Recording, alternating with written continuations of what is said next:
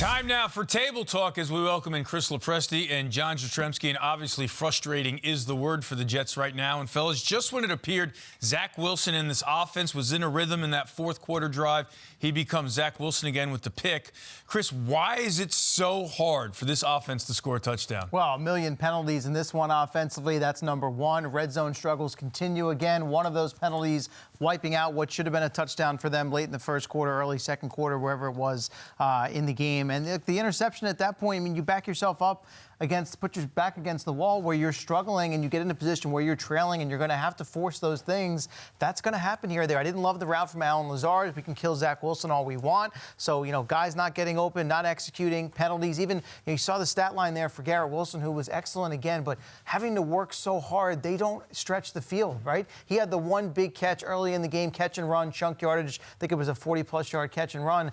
And then after that, it's just a lot of underneath stuff, right? They're not able to push the ball down the field, get those explosive plays. It's such a small margin for error, and it just leads to, again, these field goals, punts, turnovers, and not getting into the end zone. A week ago, or after the Monday night game, Robert Saleh made the point that it's a lazy narrative to just pin all of the blame on Zach Wilson. Respectfully, I adamantly disagreed on Monday with the game against the Los Angeles Chargers. Yeah. But I think to his point, in this game against Vegas, you kind of saw so many things working against the Jet offense. Number one, the penalties, they can't happen. C.J. Uzomah had two monstrous penalties, one that took a touchdown off the board.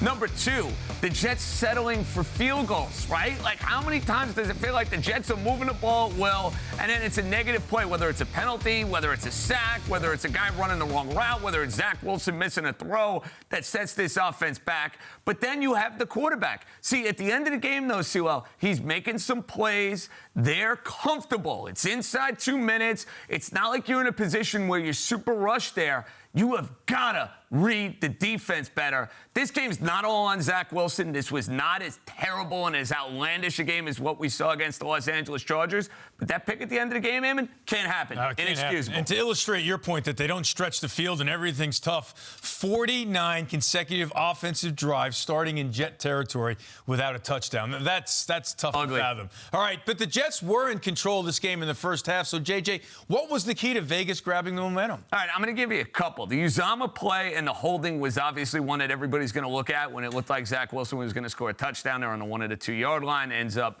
kicking a field goal. But I think the roughing the passer at the end of the first half was another killer that people are not going to talk about as much. This is a tight game. This is a game where both teams were struggling to score touchdowns. You basically gift-wrapped 3 points to a Vegas offense that couldn't do anything on offense. And then we got to get on the Jet defense a little bit here. I know the Jet defense is great, and I know they're top 5, and they do a lot of wonderful things.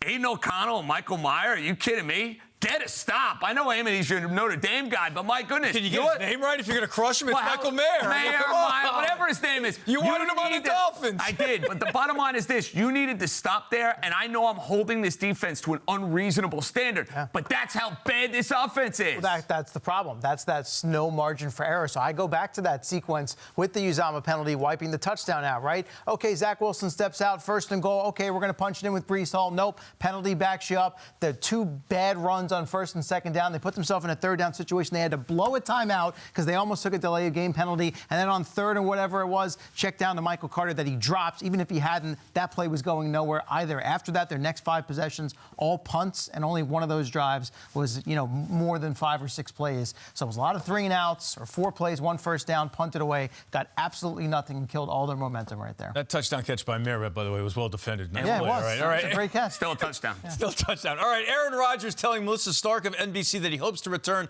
by mid-December. JJ, quickly, that looks potentially against your Dolphins on December 17th. It sounds like a lot of fun. Listen, I'd love to see Aaron Rodgers back and the Jets still playing for something. That means they got to do some work, though, over the next couple of weeks because Jets go in the tank and go 1-3 in the next 4 games. I don't think Aaron Rodgers he's not coming back to play behind that offensive line for a team that's not going to the playoffs.